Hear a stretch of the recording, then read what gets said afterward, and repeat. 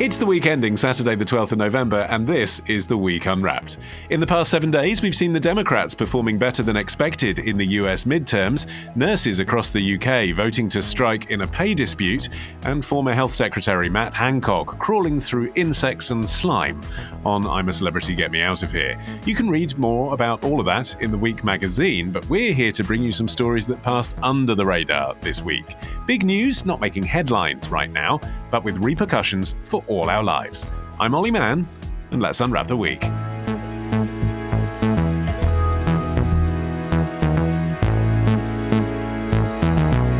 And joining me today from the week's digital team is Julia O'Driscoll and Jamie Timson. And also we have comedian and writer Suchandrika Chakrabarti back on the show now. Suchandrika, you are currently verified on Twitter. Will you be paying $8 to keep your blue tick? No. Oh, wow. That felt like maybe a decision you were making in real time. It could change any minute, right? But you can click through and see if they've been verified or just paid the money. And it's just if you pay, you're kind of saying you're not worth the check mark. Anyway, all of this could change tomorrow. Elon Musk is a mercurial being. Yeah, but I get it. You're saying if you still somehow are some kind of public figure and that's labelled, then why should you pay? Yeah, I have it from my journalist days, we'll see, and I think it'll be gone. But who knows what's going to happen with this gentleman in charge? Well, your thoughts are going to be demoted down people's news feeds then, Suchandrika. That's the price of free speech. Jamie, you're up first. What do you think this week should be remembered for? This was the week we saw home is where the vote is. My name is Abdi, and with your help, I'll be our next MP for Sheffield Central. I arrived here in Broom Hall, a refugee fleeing a civil war. It was this city that gave me sanctuary, and it was this constituency that raised me. It's where I learnt the alphabet, rode my first bike, kicked my first football, and I even borrowed my first book from Sheffield Central Library. I got my first job as a waiter at Sheffield United, and Sheffield University elected me as their student union president. I currently work in parliamentary affairs. I know firsthand what it's like to go to Westminster again and again and come back disappointed. And I'm tired of asking the wrong people to do the right thing. Abdi Silliman's candidacy video to be Labour MP for Sheffield Central. In case you didn't get what he was saying, he's from Sheffield. Jamie, what's the story? Yes, so he is running to be, as you say, to be the next Labour candidate for Sheffield Central. He's up against Eddie Izzard and Paul Mason. Neither of whom are from Sheffield. Well, you took the words right out of my mouth, Ollie. Basically, there's been research released this week that shows that of the 38 Labour candidates announced for the 2024 election, just 2 have no local ties whatsoever. This research comes after a really fascinating article in the Sunday Times this week put together by Tom Calver based on data from a number of different sources, including Philip Cowley. That is showing now that over half of our MPs are from the local area. And that's gone up hugely in the last 9 or 10 years. And I guess I'm bringing to the table the question, does that matter?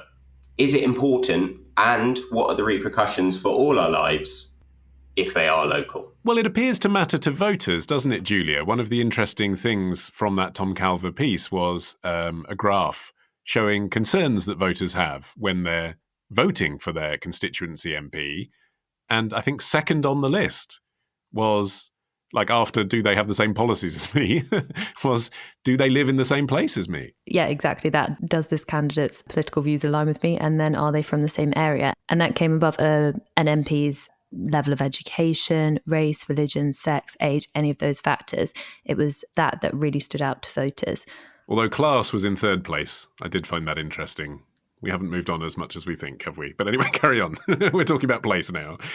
Why does it matter that your local MP is from your local area? So while I was reading about this, I saw that analysts were saying that as party loyalties have dispersed, local ties have become more important. And it's a relatively new phenomenon. Between 2010 and 2019, there was quite a significant level of change.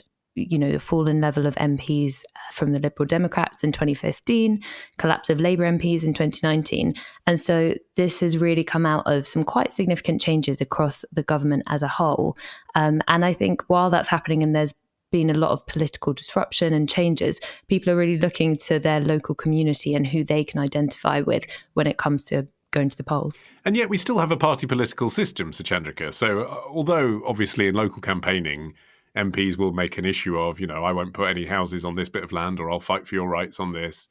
Really, they're representing a party, and that's a national decision that's out of their hands. I suppose the reason why people are more concerned about where their MPs from and if they have the same bin collection issues as they do is that they do feel that the parties are very out of reach. I think that, the churn of prime ministers we've had recently, this phenomenon will only increase because we feel like we've not had a hand in deciding who the prime minister is, but you can decide who will be your local MP. And to think that person lives in the same streets as you, their kids might go to the same school as you, but also importantly, that they're physically accessible, like they'll be doing surgeries. They're not just like, as Churchill did, popping in every couple of years and saying, hi, let's go and get a drink. They're actually people who are living in the same place as you, possibly in a nicer house. This is where social class and money comes into it, right? But they suffer the same bin collections. They deal with the same car parking issues, as they feel like a real person. Whereas I think the people in Westminster at the moment must feel very far away from your person who's not voting inside London. And even if you are. Maybe that only matters up to a certain level, though, Jamie. Rishi Sunak isn't from Yorkshire, and there's a lot of precedent there. Margaret Thatcher was not from Finchley, and John Major was not from Huntingdon.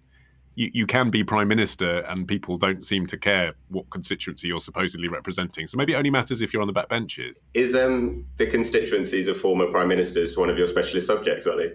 That's very, very impressive. I know them all. Very impressive to run through them like that. I think, there's a real question about artificially slimming the talent pool of the parties. I think on both sides, Labour and the Conservatives, the Conservatives have literally run through every single person that could possibly be a minister in the last 12 years.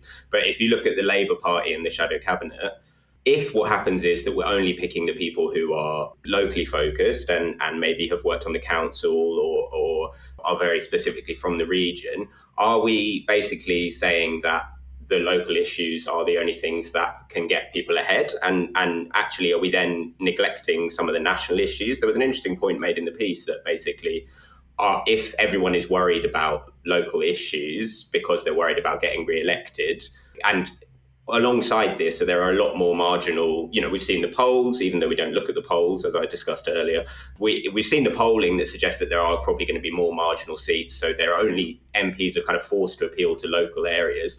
Are we then neglecting national issues? Are the only people that are able to speak about national issues or foreign policy going to be the people who think that, well, they're safe? Or is that way of that kind of opinion basically suggesting that the people, do I care if my MP is vocal, my local MP is vocal about foreign policy?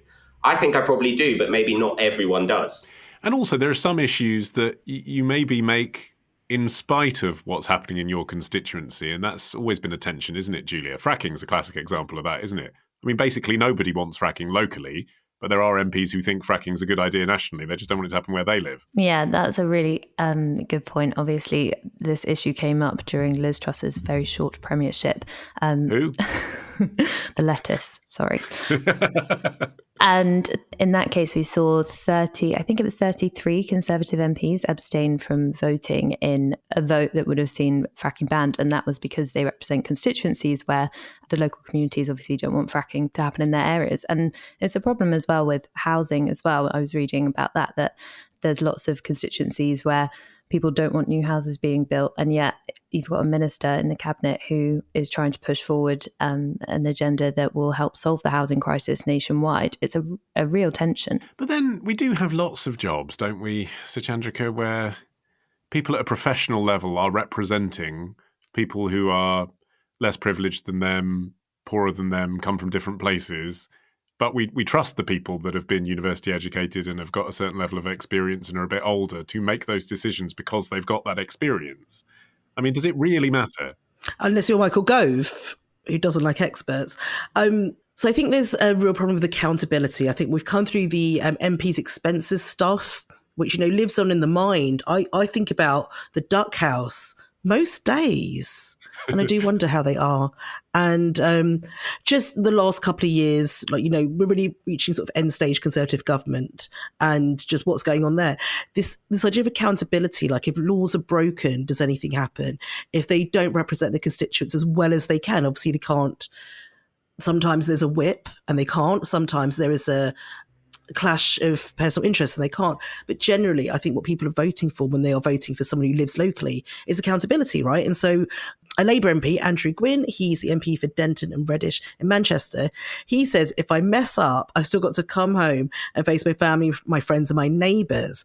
And I don't think you hear MPs saying that very often. And you definitely don't hear that from MPs who are parachuted in. And I wonder if there's something here as well about losing local journalism and losing local newspapers whose job was to hold certainly MPs, councillors, people like that who are using taxpayers' money, who are paid by us and should be serving us, to hold them to account. And it does feel like in our political environment at the moment, there aren't many comeuppances for people who are not doing what they should be doing in their high offices. I think that's like a really good point. And I think when you look at the figures in terms of like polling, campaigning for kind of more community power, and one of their big things is that they think there should be a local community act put in place, which gives local communities the right to buy derelict houses or derelict buildings, the right to shape public services, and the right to control the investment in local communities. And I think what this shows, if we are moving towards having more MPs from local areas, is that actually further devolution is probably the way to go, and that actually giving more local areas more power is the way that we can judge things better. Because, like you say, who knows better about when the bins go out than the people who live in the local area? Yeah, but isn't that just about how people feel? You're talking about polls, rather than, as I was suggesting, maybe whether someone has the ability to argue a point. We have a whole legal system built on barristers who spend a couple of hours appraising a situation, but because they're super clever, charge a lot of money to stand there and argue a case on behalf of someone they've possibly never even met. So that's how it works in the law courts. They've got to stand up in the House of Commons and represent constituents. Do they have to have literally had their bins emptied on the same day as those people to understand their plight? I think you can see, absolutely can see both sides. And I don't think we should ever legislate to say that, you have to be from the area. But I think it is important. What I think they're arguing for in the campaign as well is for these MPs to go and visit the very small, tiny communities in the area, to follow and channel because like you say, it is a profession. Obviously, it's a profession and it's a skill that you should be able to get better at. But I think that they should definitely be more of a focus on giving power to local people, and whether that person is Rishi Sunak coming from Southampton and going up to Richmond, or whether that's that person who's actually from the area. I think basically the feeling that, and why people vote, or why people are polling in this way, is because there is still a feeling that if you're not from here, you don't truly understand here. And I don't know whether that's right or wrong, but that is a feeling that exists. And how's that reflected elsewhere in the world, Julia?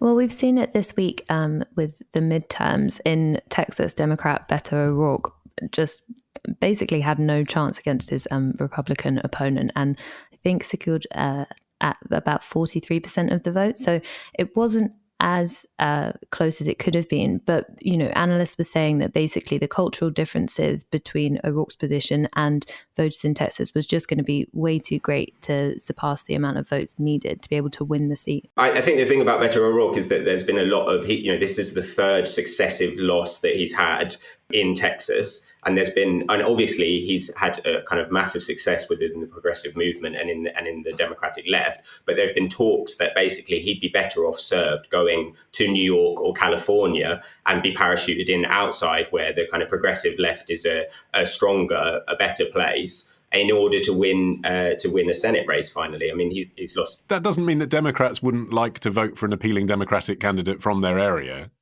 It's just that Texas isn't a place that votes Democrat. Yeah, well, I think the thing is that they have for a long time thought that Texas could be a place that did vote Democrat under Beto O'Rourke. The main argument with him was that he just was a little bit too loose-lipped on the mic when it came to just defending quite so many of his quite progressive views. And actually what he needed to do is keep quiet a bit more about the progressive stuff. And lie to the electorate. I suppose the thing is, when you're voting for Congress people and senators, Julia, in the States, the geographical area that they represent is so much larger than what we have here in terms of English constituencies that actually you're probably more used to the idea that the person you're voting for doesn't live where you live, because they could live hundreds of miles away and it would still be the same area. I think that's a really good point, and it kind of brings home some changes that have come in this week about changing the constituency boundaries in the UK, which could see a couple of safe seats become very marginal races in the next election. Dominic Raab and Ben Wallace are two MPs who this is particularly going to hit. So I think it's quite interesting to see how actually local communities in the UK are probably going to get more power and more say in the next election. And given this trend that people are moving towards more local politicians, I think it's going to be interesting to see how that does play out. Politics is maybe going the way of journalism slightly, which is that people expect to have more of a say now. It used to be that journalism slightly could speak down to people and politicians could be parachuted in and could speak down to people. But now people expect a right of reply. And so they do want someone who's going to listen to them and be there and be accountable. So I'm very interested to see how far this goes, particularly in the next election, because the news cycle and the kind of politics and Westminster stuff has been very alienating for a lot of people in the country.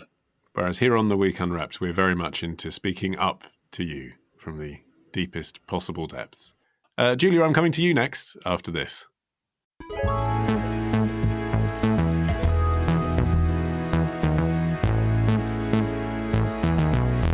All right, Julia, your turn. What do you think this week should be remembered for? An environmental battle is being waged in Wales. Comes at the end there that they'd offset any remaining carbon.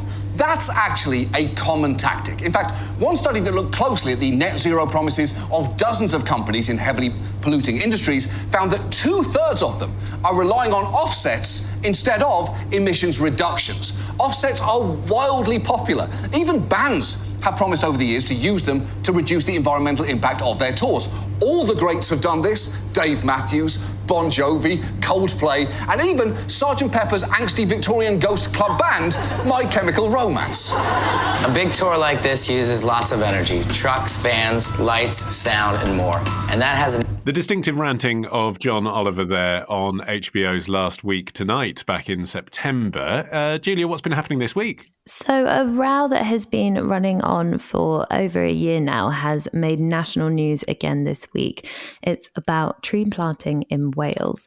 And as world leaders are in Egypt for COP27, and every newspaper and news site is looking for more environmental stories. Of which you can have your fill at theweek.co.uk.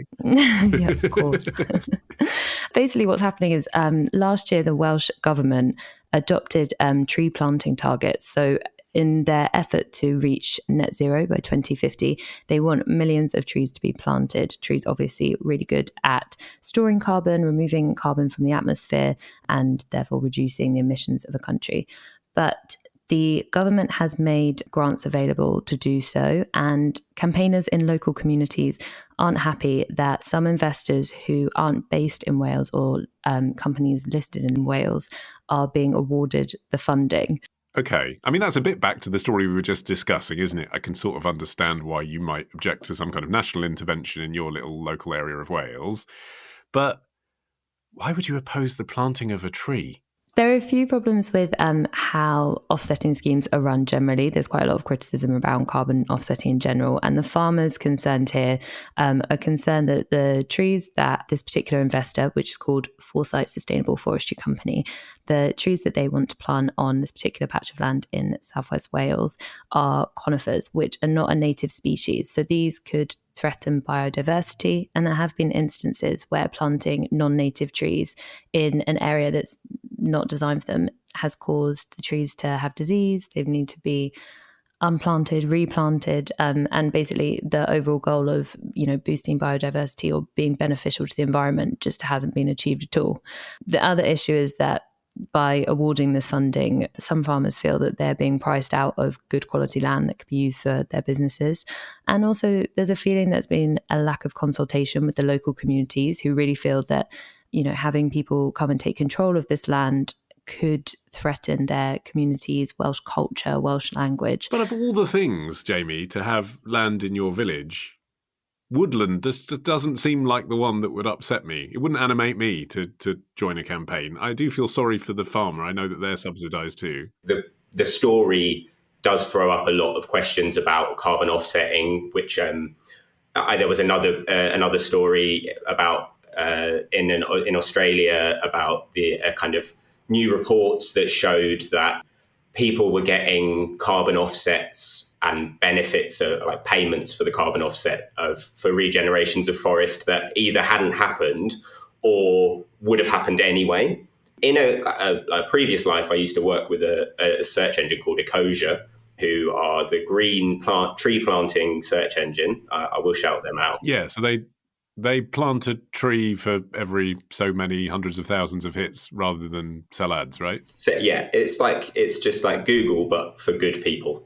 That's their tagline. And their big thing is that carbon offsetting is obviously sometimes necessary. You know, there are some carbon journeys that you have to take as a company or as a business that go beyond what you can do in terms of the emissions. Some emissions you are going to emit as a company are going to be necessary. But what you need to do is to make sure that you are using a gold standard of carbon offsetting, which is basically a certification. I think it is actually called Gold Standard. Yeah, and there's a Plan Viva which do the same thing, that basically assess the quality of carbon offsets. And it makes sense to funnel those rather than just doing your own kind of random offsetting, as mentioned by John Oliver. Okay, so Jamie is pro offsetting. So Chandrika, you've looked into this as well, and the articles around this, I guess the kind of thing John Oliver was referring to there in the clip, a suspicion that some carbon offsetting is just greenwashing. What have you learned? How does it actually work?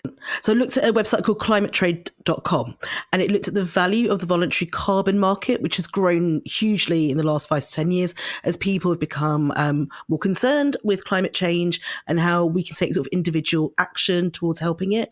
So we know that plane journeys, for instance, aren't great. So how can we offset the flights we take and try and help the planet as we do that?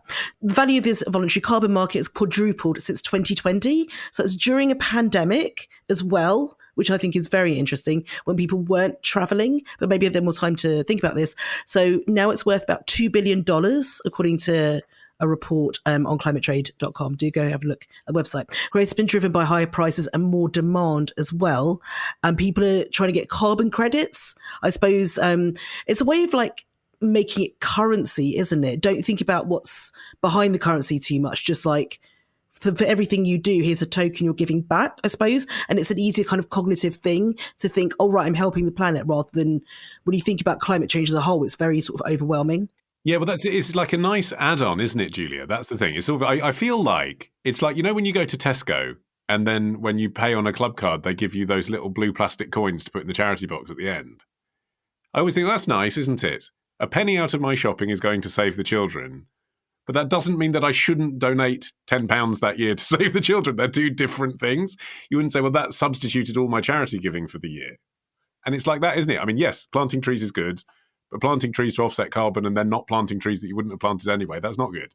Yeah, absolutely. I mean, BP, Shell, EasyJet are all big fans of carbon offsetting. And I think there are probably other solutions that might make a bigger impact towards their carbon footprints other than planting trees.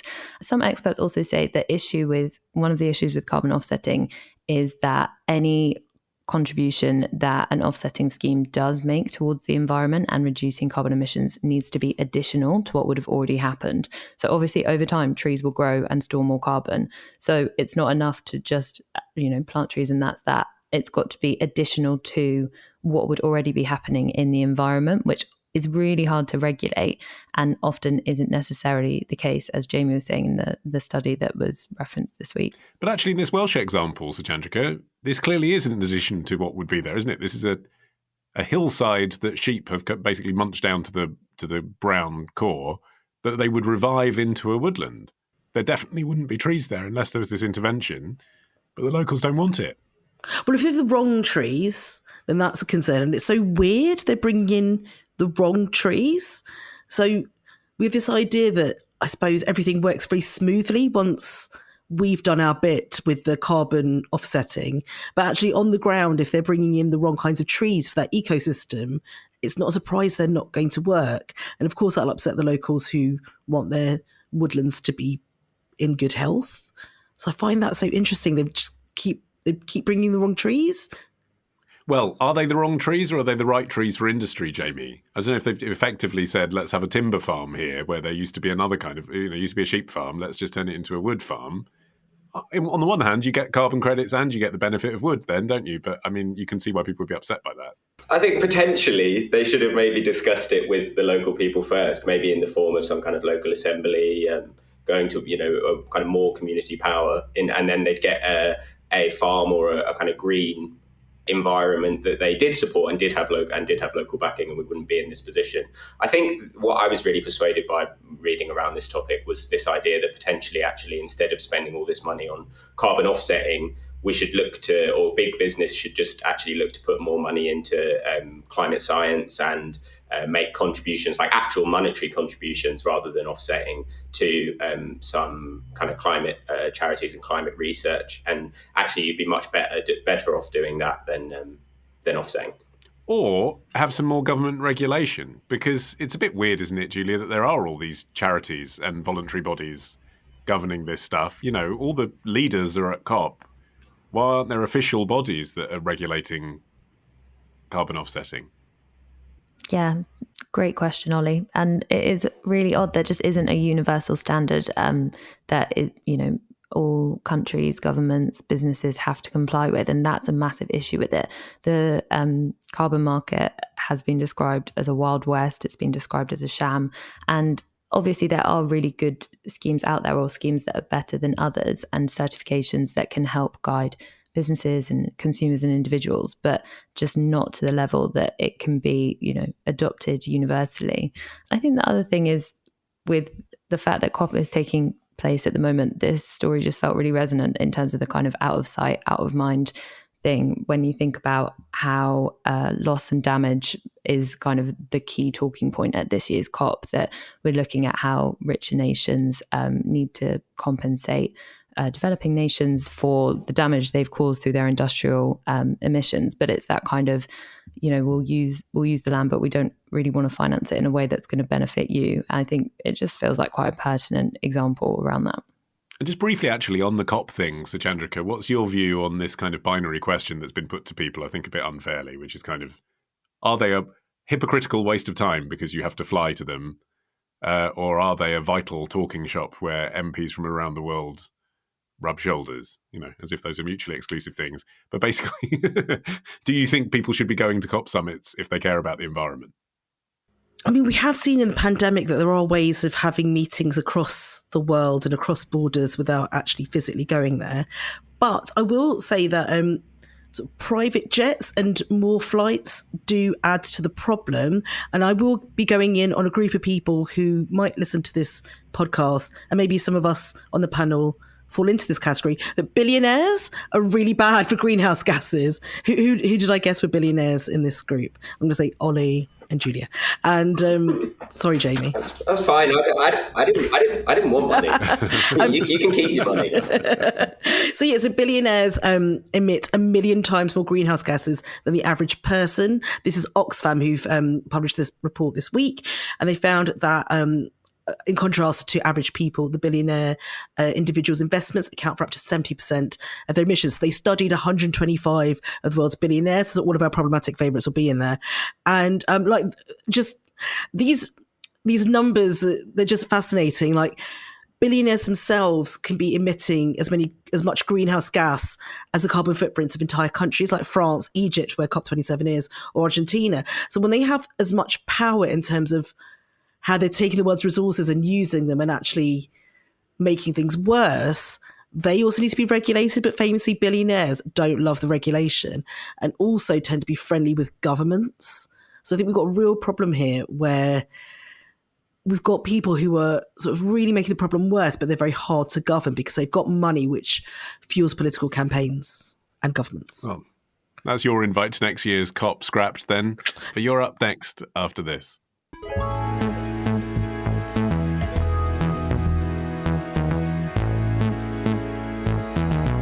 Okay, so Chandrika, you're finishing the show. What do you think this week should be remembered for? We could all be facing much less privacy in the future. In the world of science fiction... Have you heard of PIN eyes? Like a copycat Clearview, PMI scrapes images of unsuspecting citizens from the internet. There are no checks on who can use their service, which allows users to stalk dozens of people each day and set face alerts for up to 500 different images. With just a couple of clicks, anybody could find and identify whoever they like, dissolving privacy and opening the door to totalitarian governments searching for political dissidents, abusive parents searching for children in care, dangerous individuals stalking victims. We believe PMI is unlawfully processing the biometric data of millions of UK citizens, so we've filed a legal complaint with the UK's data watchdog. Orwellian facial recognition technology is being used on our high streets, in our schools, by the police, and now to trawl through the internet looking for your face. We're leading the fight back against the surveillance state. Join us now to support our vital work. Face alerts. That's a striking phrase, isn't it? A video from Big Brother Watch released on Wednesday. Suchandrika, what is a face alert and what's happened this week? What is a face alert? When you've taken a subscription out to PMIs, which I'll get into, you can have alerts set for a face you want to see. And next time they upload a photo to the internet, it will tell you about that, which is a bit scary. So what is happening is Big Brother Watch, which is a privacy campaign group, they've made a legal complaint against face recognition search engine PIMIs. So it's PIMIs. And what PIMIs does, it enables people to look for faces and images which have been posted publicly on the internet. And Big Brother Watch says it can help stalking. And so they complain to the UK Data and Privacy Watchdog. But PIMIs' chief executive, Georgi Gobranidze, says it poses fewer risks related to stalking than just social media or search engines in general. So like Google Lens, you can reverse search image on Google Lens and find the source of photos. So he's actually arguing there are worse things out there already. And he said to the BBC that PMIs only searches images that are posted publicly. So your private Instagram should be safe, your private Facebook account, and anyone misusing the service will get only the information they can find on the open internet. So that's his defence. Yeah, so their point is that, you know, when you upload stuff to the open internet, you should be more aware of the fact that people can scrape it. It's not their problem that they're in the business of scraping it.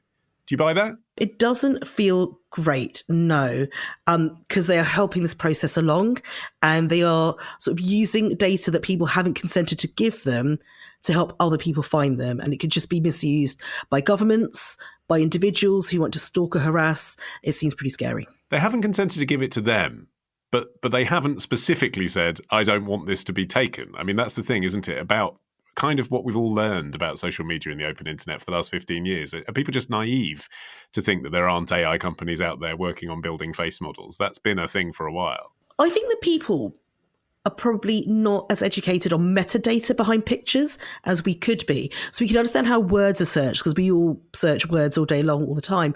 But in terms of searching images, that is newer. Like Google Lens is fairly new. Reverse image search is fairly new. And it used to be that journalists and other people who did investigations would use that kind of software, but not your general public. So I do think people have been undereducated. It's kind of not their fault. But now the idea that your face could be scraped from any pictures you put up and the data behind it used to then be searchable, I think this takes a new level of understanding. And these companies like PIMIs, they kind of rely on the public not understanding what they've given away without consenting to. So it's a very grey area they're working within. Yeah, and we should say that PIMIs in their sort of terms and conditions and on their FAQ give you as a member of the public the opportunity to remove yourself from their search if you want. But nonetheless, you'd still have to proactively be aware that they exist, to your point, which most people aren't. I mean, Jamie, just on a purely sort of technological point of view, I mean, this tech obviously works because they're charging a lot of money for people to use it. You can get a subscription that's hundreds of pounds a month. It's kind of impressive, isn't it? I had no idea. Yeah. Have you used it? No, I haven't. I used it yesterday. I didn't pay for it because who's got that money? But they offer like a free search thing where you can put your image in. And I found my image. I think there were 3 separate photos from nights out that had been put up by people I had no idea had even existed, because it doesn't involve social media, but these are like on, clubs, websites, etc., that I'd never seen before. Not worth anyone viewing, won't show anyone, not in my best light. But I was even for me, I mean, there wasn't anything else particularly, and I thought I kind of was aware of the photos, but it is shocking. And they only show you 3 and they blur out everyone else. And so did you upload a photo from your own computer in real time? Yeah. So it took a snap of you using the camera on your computer? On this laptop. Wow. And from that, accurately identified you from all the other people who look a bit like you in the whole world? Yeah. Who are some of the people that I've been mistaken for? Olly Mann, I get sometimes. This is embarrassing. But you weren't seeing a picture of Olly Mann. You were just seeing Jamie Timson. I wasn't. Yeah. Well, I saw 3, as I said. 3 from some of my younger days, and it's shocking. I think broadly bad. This whole thing bad. But what I will say is the technology. The questions that it throws up are really interesting, and I think Suchandrika, you mentioned like some really interesting points, and I think we have really now as a society got to get to grips with the fact that technology, and particularly AI technology, is changing and rapidly, and we need to start teaching people at schools about this kind of stuff. We need to put in like real, even public information stuff needs to be out there to explain that this technology is happening, because it's literally happening before our very eyes. Well, I mean, actually, the reason, Julia, that the service offered Jamie the opportunity to upload a photo of himself as a way of seeing how it works is partly because clearly that's a very compelling way to see what they can do. But also because, I mean, they say themselves that their service, quote, is not intended for the surveillance of others and is not designed for that purpose. You might question why they then let you upload the photo of someone else. But nonetheless, if it's designed for finding photos of yourself, the purpose of that, for example, could be to remove defamatory information about yourself from websites. So actually, it is offering, this technology does offer people power to make sure that they're fairly represented in all their different avatars all over the web. And that's something as well that people need to be educated on. Yeah, so it's a good point. Some of the positives that the company says about the technology is that it can be used by investigative journalists, law enforcement, and particularly, law enforcement looking to tackle crimes against children, human trafficking, also removing images related to non-consensual pornography. And I was reading another report that said that thousands of photos, women have been able to get thousands of photos taken down from the internet that they didn't know were available. So there are those positives. But then the same technology could be used by someone who's specifically trying to stalk the woman they just saw in some non-consensual pornography. I mean, that's what's complicated here, isn't it? Yeah, absolutely. And I read this CNN business report that was doing kind of a deep dive into how this company started and what's been happening over the last few years. And it included an image of the site from 2018, which it kind of looked like a Google image search. And it literally said to upload a picture of anyone you want to see pictures of. And they gave photographic examples of Angela Merkel, Angelina Jolie, Donald Trump. Back then, that was the intention. And now the company has since been sold and is in new hands. But I think it's interesting that, that was an issue 4 years ago. And actually the company was telling people this is what it can be used for. And now obviously these concerns have been raised. It's becoming a real issue. So Chandrika, have we effectively seen the end of anonymity? Like, is the genie out of the bottle? It's such a good question, is it? Because what Julie just said about these search engines from a couple of years ago, they're using famous people like Angela Merkel, Donald Trump, who you can just Google with their names to find other pictures of. So it's a really disingenuous way of putting across what they do. People use this because they don't know someone's name and they've seen a picture of them, or they're trying to find pictures of them. Like, specifically, you can't use words to search for them. So I think it's very disingenuous how they were portraying themselves. But the similar companies have kind of got into legal hot water. So Clearview AI is another similar sort of company. They're not usable by the general public. So you can't get a subscription. It sort of can't fall into the hands of absolutely anyone, but at the same time, surely people can access it. So this firm did a similar thing, face recognition software, and it faces £7.5 million fine from the Information Commissioner's Office, the ICO. So France is really the trailblazer on this one. They were the first ones to fine Clearview AI with a €20 million fine. And they said that this company does not obtain the consent of the person concerned. Like, they have a really damning statement, and they said it's a really incredibly serious thing they were doing, and Australia and Britain followed with the fines. So if you're looking at Clearview AI, like, there hasn't set a good precedent for PIMIs that they're going to be safe from law enforcement in certain countries. I guess the ultimate goal for all of these tech companies, though, Jamie, is to be bought out by one of the big 5 or 6, right? So if that actually happened, if Meta or Google or Microsoft bought this company, that could benefit everyone, couldn't it? Because then it could be offered as a free service rather than searching for other people, go back to what they claim they're for, searching for yourself, removing pictures of yourself that you're not happy with. I mean, that kind of sort of should be available to everyone anyway. It could be quite reclaiming. Potentially. I mean, you're putting a lot of pressure in the hands of Facebook or Google not to do evil. You know, yes, obviously it's easier to regulate, but they've also not really listened to regulation in quite a long time. I also think the other thing is that I think the podcast talked about DALL-E and like the image creation through AI earlier on this year.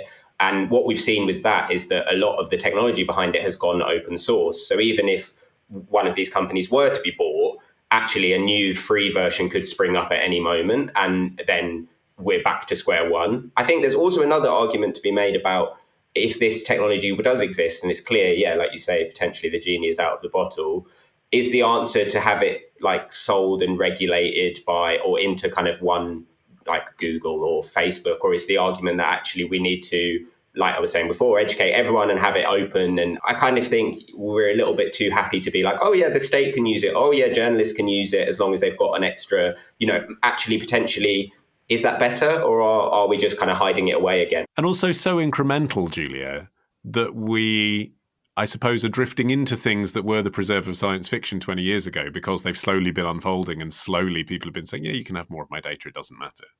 Yeah, definitely. And if you think about social media, the other day I realized that my Instagram profile was public, and that was obviously a decision I made a few years ago, but actually my views on that have changed in the last few years, and it's now private. But the fact that, when I set that account up, I was very happy with those pictures just being freely available to anyone. And now actually knowing more about the potential harm of it and actually researching this topic made me kind of think twice about that.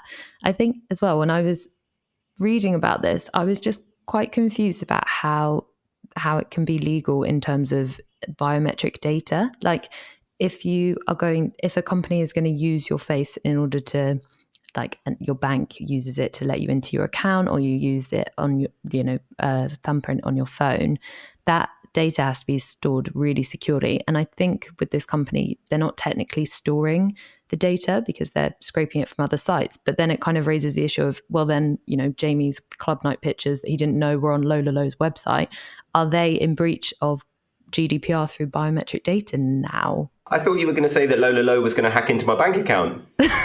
Well, but could they? I must say the worst pictures of me ever taken are the ones where I have to blink my eyes to confirm it's me in the frame on my NatWest banking app, because I'm always looking down at it. And then it shows you the screen grab of what they've taken. I just think, please don't make that photo publicly available ever. Yeah. Not because of my security, because it's literally the worst possible photo. But like, what Jamie has to say about the Olly Mann thing is really important. Stop saying Olly Mann. I already have an issue with people Googling Olly Mann and getting him, or vice versa. Okay. You're making this worse for Furthermore, me. known as OM, we will not say same. But there's been some evidence that the same with facial recognition when it's been used for job application, things like that it's the data set that's been fed into the machine to begin with. PimEyes and other sort of AI like it have been known to confuse non-white faces and do a less good job. So that could lead to false accusations of someone having done something. Say they're using CCTV to try and figure out like who's in a crowd, maybe in a protest, something like that. It can get faces wrong as well, and those consequences could be massive and absolutely terrifying for the person whose identity has been mistaken. So it is potentially a really, really dangerous tool. Yes. Regarding PimEyes, I should say that a spokesperson told the BBC this week that it does not break data protection laws and that its data security unit monitors the site for suspicious activity, such as, they say, male users searching for pictures of women or anyone uploading an image of a child. Right, that is it for this week. My thanks to Suchandrika, Jamie and Julia. You can follow this show for free. You do not need to do a visual search to do so. Just get every episode as soon as it's released by searching for The Week Unwrapped wherever you get your podcasts and tapping follow. You can also get 6 free issues of The Week magazine with a trial subscription. Just go to theweek.co.uk/subscribe. You don't need to upload your photo for that either. In the meantime, I've been Olly Mann. Our music is by Tom Morby, the producer Sophie King at Rethink Audio. And until we meet again to unwrap next week, bye-bye.